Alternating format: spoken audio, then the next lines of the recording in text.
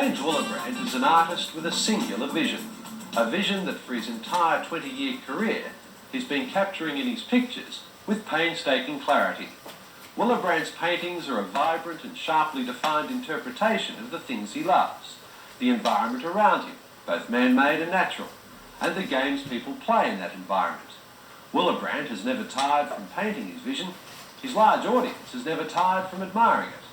You'll find his work in public and private collections around Australia and overseas. I like to paint the things that are around me, the things that influence me the most. It just seems so natural to paint the things that you really love, so you really get that great, feeling in your guts. If I was running a national gallery or a museum, James would be on the list. That would be an important purchase. He's painting things that are very close to the average Australian's heart, cricketers and golfers and rowers and boxers and all those sort of things. I'm sure that has a large degree of influence upon Australian viewers, but also the subject matter and the backgrounds are uniquely Australian too. I think that's the whole thing appeals to Australians because it is very Australian. The first point is there are a lot of sporting paintings, which is interesting because there are not many Australian artists that have devoted much time to painting this very strong aspect of Australian life and culture. I think that it makes so much of a difference when you do have that empathy and affinity with actually playing the sport, that you actually know how to put down the actual rhythm, the balance, the feel of a player, the way a figure runs or the way a figure bowls or kicks a ball or something like that. What do you think of the way he depicts people, the almost featureless expressions? Well, I sort of like that because it's part of the action. You don't sort of focus on the expression in somebody's face or something. You focus on the movement and the action and the light in the painting and not the expression of a particular person. James manages to get the energy and the vitality in his work that is sport. I think the rowers is the best though.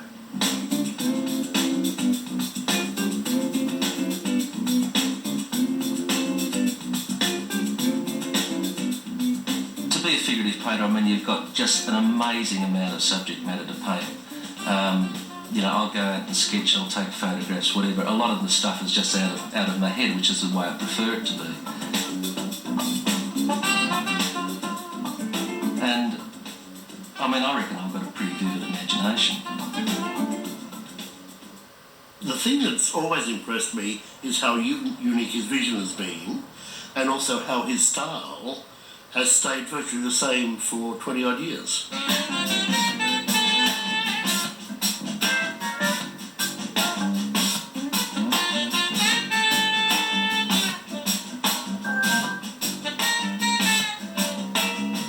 I haven't felt any need to really change. I'm kind of locked into my particular style because I do enjoy that style and enjoy pursuing it just to see where it'll go.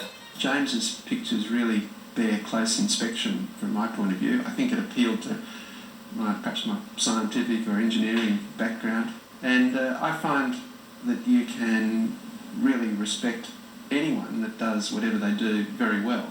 The paintings might look as if they're very formed and almost and well thought out right from the start, but they do. The very vast majority of the paintings, perhaps even all of them, really start from just a bit of a kernel of an idea that does actually grow and change until I can say, yeah, that's it, I can draw the line.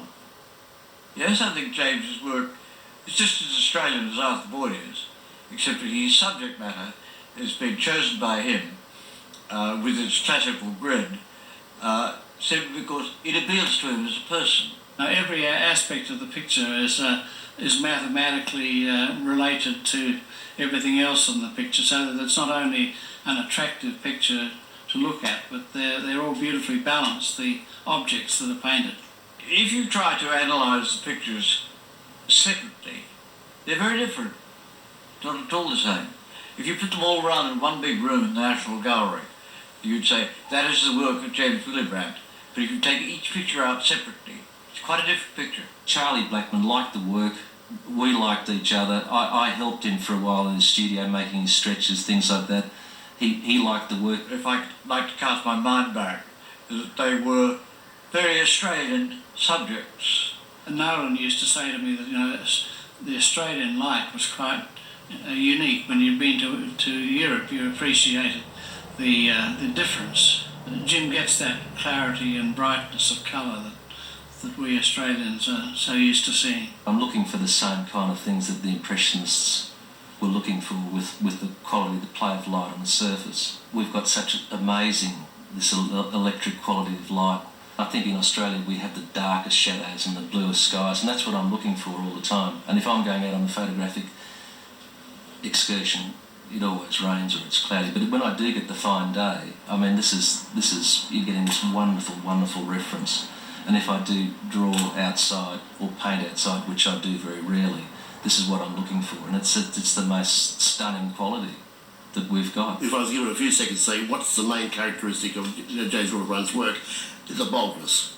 It's very bold painting because the images are very clear, and although the subject can be complicated, the composition can be complicated, the actual image is very bold. I haven't been influenced by the kind of short-lived fads of contemporary art. I've just marched to the beat of my own drum. I see originality, I see quality, I see an amusing look at Australia.